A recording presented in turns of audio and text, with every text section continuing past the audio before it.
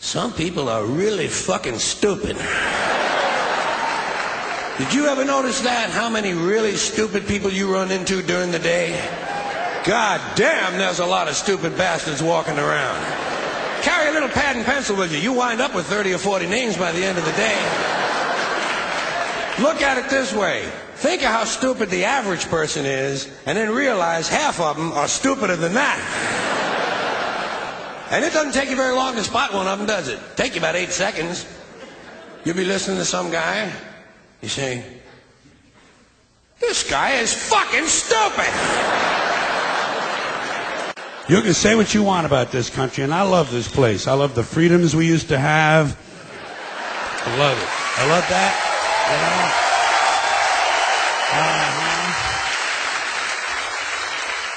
I love it when it didn't take a fucking catastrophe to get us to care for one another. I love the fact that we're on camera all the time from all angles. But you know what? You can say what you want about America. And I say I love this place. I wouldn't have it any other way. Wouldn't live in any other time in history in any other place. But say what you want about America, land of the free, home of the brave. We got some dumb-ass motherfuckers floating around this country. Dumb-ass motherfuckers, you know? These people are efficient, professional, compulsive consumers. It's their civic duty, consumption. It's the new national pastime. Fuck baseball. It's consumption. The only true, lasting American value that's left, buying things. Buying things. People spending money they don't have on things they don't need. Money they don't have on things they don't need. So they can max out their credit cards and spend the rest of their lives paying 18% interest on something that costs $12.50. And they didn't like it when they got it home anyway. Not too bright, folks. Not too fucking bright. But if you talk to one of them about this, if you isolate one of them, you sit them down rationally, and you talk to them about the low IQs and the dumb behavior and the bad decisions, right away they start talking about education. That's the big answer to everything. Education. They say we need more money for education. We need more books, more teachers, more classrooms, more schools. We need more testing for the kids. You say to them, well, you know, we've tried all of that, and the kids still can't pass the test. You say, don't you worry about that. We're going to lower the passing grades. And that's what they do in a lot of these schools now. They lower the passing grades so more kids can pass. More kids pass, the school looks good, everybody's happy, the IQ of the country slips another 2 or 3 points, and pretty soon all you'll need to get into college is a fucking pencil. Got a pencil? Get the fuck in there. It's physics. Then everyone wonders why 17 other countries graduate more scientists than we do. Hey, living in a coast-to-coast shopping mall? Well, they think it's just fucking dandy. They think it is cool as can be, because Americans love the mall. They love the mall. That's where they get to satisfy their 2 most prominent addictions at the same time. Shopping and eating. Millions of semi-conscious Americans, day after day, shuffling through the malls, shopping and eating, especially eating. Americans love to eat. They are fatally attracted to the slow death of fast food. Folks, living in this country, you're bound to know that every time you're exposed to advertising, you realize once again that America's leading industry, America's most profitable business, is still the manufacture, packaging, distribution, and marketing of bullshit. High quality, grade A, prime cut, pure American bullshit. And the sad part is that most people seem to have been indoctrinated to believe that bullshit only comes from certain places, certain sources. Advertising, politics, salesmen, not true. Bullshit is everywhere. Bullshit is rampant. Parents are full of shit, teachers are full of shit, clergymen are full of shit, and law enforcement people are full of shit. This entire country is completely full of shit, and always has been. From the Declaration of Independence to the Constitution to the Star-Spangled Banner, it's still nothing more than one big steaming pile of red, white, and blue all-American bullshit. Because think of how we started. Think of that. This country was founded by a group of slave owners who told us all men are created equal. Oh yeah, all men, except for Indians and niggers and women, right? Always like to use that authentic American language. This was a small group of unelected white male land-holding slave owners who also suggested their class be the only one allowed to vote. Now that is what's known as being stunningly and embarrassingly full of shit. And I think Americans really show their ignorance when they say they want their politicians to be honest. What are these fucking cretins talking about? Tell the truth. Don't be bullshitting people. Like I say, there's enough bullshit as it is. There's enough bullshit as it is. In fact, there's just enough. Did you know that?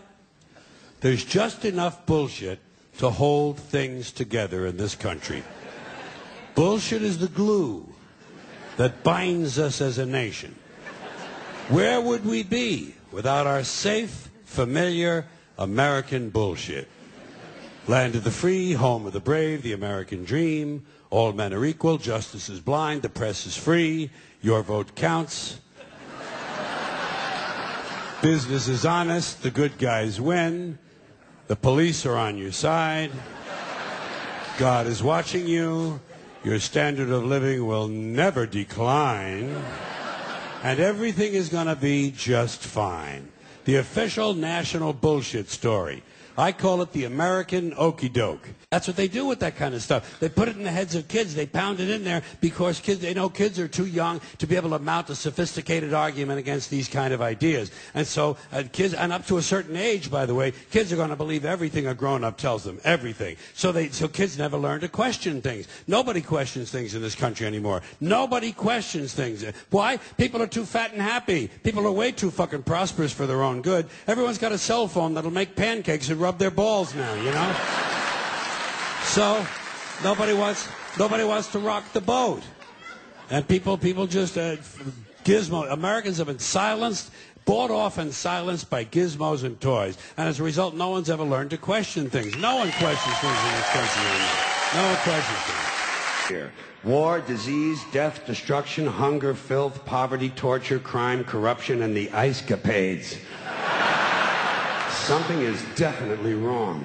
Things that are pissing me off, because I don't have pet peeves. I have major psychotic fucking hatreds, okay? And it makes the world a lot easier to sort out. You know, it would be great for a guy like me just to be in a coma. Huh? Wouldn't that be great? Nothing to do all day. You just crap out and breathe through a fucking tube. They feed you through a tube. There's nothing to do. Whoa, you talk about being a couch potato, that's it, man. No phone calls coming in, nobody dropping by unexpectedly. And if they do drop by, you're completely unaware of it. Because you're in a fucking coma, and you're practically clinically dead. And you don't have to listen to their stupid shit. Can be blamed on the baby boomers. Something else I'm a little tired of hearing about. The baby boomers. Whiny, narcissistic, self-indulgent people with a simple philosophy. Give me it, it's mine! Give me that, it's mine! These people were given everything. Everything was handed to them. And they took it all. Took it all. Sex, drugs, and rock and roll. And they stayed loaded for 20 years and had a free ride. But now they're staring down the barrel of middle-age burnout. And they don't like it. They don't like it, so they've turned self-righteous. And they want to make things hard on younger people. They tell them abstain from sex, say no to drugs. As for the rock and roll, they sold that for television commercials a long time ago. So they could buy pasta machines and Stairmasters and soybean futures. Soybean futures. They're cold, bloodless people. It's in their slogans, it's in their rhetoric. No pain, no gain. Just do it. Life is short, play hard. Shit happens, deal with it. Get a life. These people went from do your own thing to just say no. They went from love is all you need to whoever winds up with the most toys wins. And they went from cocaine to Rogaine. Airport security is a stupid idea, it's a waste of money, and it's only there for one reason, to make white people feel safe. That's all. The illusion. The feeling and illusion of safety. Because the authorities know they can't make an airplane completely safe. Too many people have access. You'll notice the drug smugglers don't seem to have a lot of trouble getting their little packages on board, do they? No, and God bless them too. As far as I'm concerned, all of this airport security, all the searches, the screenings, the cameras, the questions, it's just one more way of reducing your liberty and reminding you that they can fuck with you anytime they want. As long as you put up with it. As long as you put up with it. Which means, of course, anytime they want. because that's what Americans do now. They're always willing to trade away a little of their freedom in exchange for the feeling, the illusion of security. What we have now is a completely neurotic population obsessed with security and safety and crime and drugs and cleanliness and hygiene and germs. There's another thing. Germs.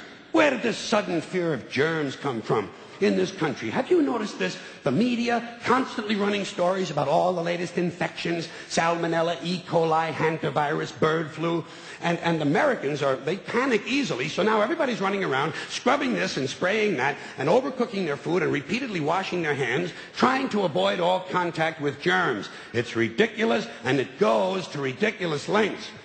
Don't look for it. Be happy with what you got. Because the owners of this country don't want that.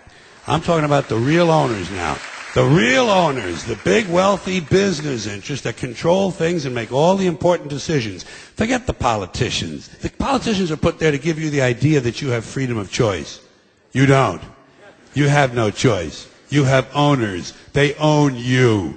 They own everything. They own all the important land. They own and control the corporations. They've long since bought and paid for the Senate, the Congress, the state houses, the city halls. They got the judges in their back pockets. And they own all the big media companies, so they control just about all of the news and information you get to hear. They got you by the balls. They spend billions of dollars every year lobbying to get what they want. Well, we know what they want. They want more for themselves and less for everybody else. But I'll tell you what they don't want. They don't want a population of citizens capable of critical thinking. They don't want well-informed, well-educated people capable of critical thinking. They're not interested in that. That doesn't help them. That's against their interest. That's right.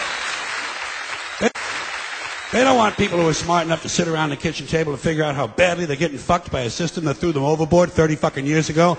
They don't want that. You know what they want? They want obedient workers. Obedient workers. People who are just smart enough to run the machines and do the paperwork and just dumb enough to passively accept all these increasingly shittier jobs with the lower pay, the longer hours, the reduced benefits, the end of overtime, and the vanishing pension that disappears the minute you go to collect it. And now they're coming for your Social Security money. They want your fucking retirement money. They want it back so they can give it to their criminal friends on Wall Street. And you know something? They'll get it. They'll get it all from you sooner or later because they own this fucking place. It's a big club, and you ain't in it.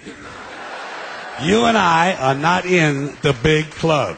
And by the way, it's the same big club they used to beat you over the head with all day long when they tell you what to believe. All day long, beating you over the head in their media, telling you what to believe, what to think, and what to buy.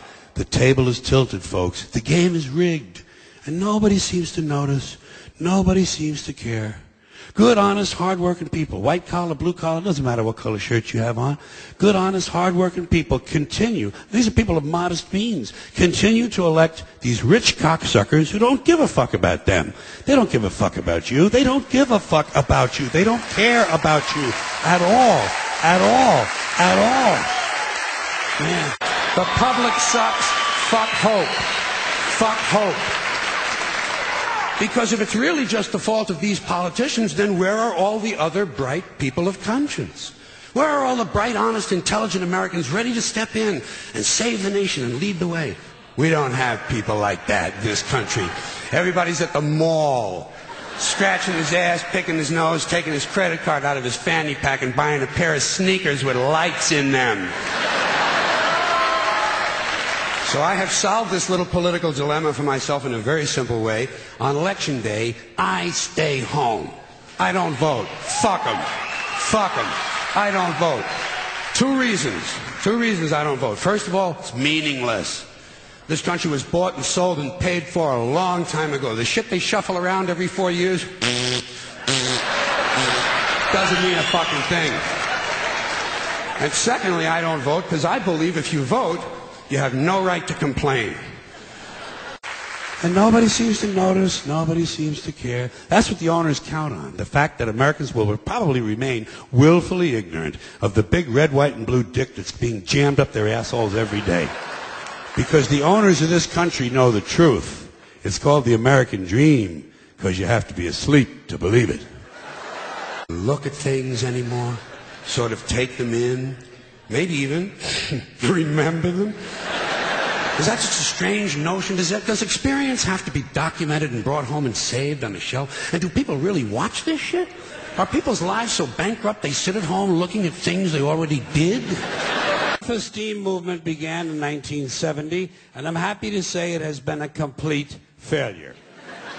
Because studies have repeatedly shown that having high self-esteem does not improve grades, does not improve career achievement, it does not even lower the use of alcohol, and most certainly does not reduce the incidence of violence of any sort. Because as it turns out, extremely aggressive, violent people think very highly of themselves. Imagine that. Sociopaths have high self-esteem. Who would have thunk, huh? I love when this kind of thing happens. I love when these politically correct ideas crash and burn and wind up in the shithouse.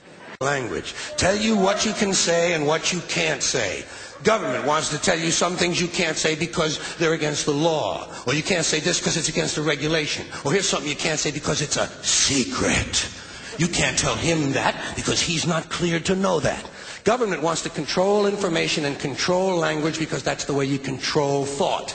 And basically that's the game they're in. Same with religion. Religion is nothing but mind control. Religion is just trying to control your mind, control your thoughts. So they're going to tell you some things you shouldn't say because they're sins. And besides telling you things you shouldn't say, religion's going to suggest to you some things you ought to be saying. Here's something you ought to say first thing when you wake up in the morning. Here's something you ought to say just before you go to sleep at night. Here's something we always say on the third Wednesday in April after the first full moon in spring at 4 o'clock when the bells ring.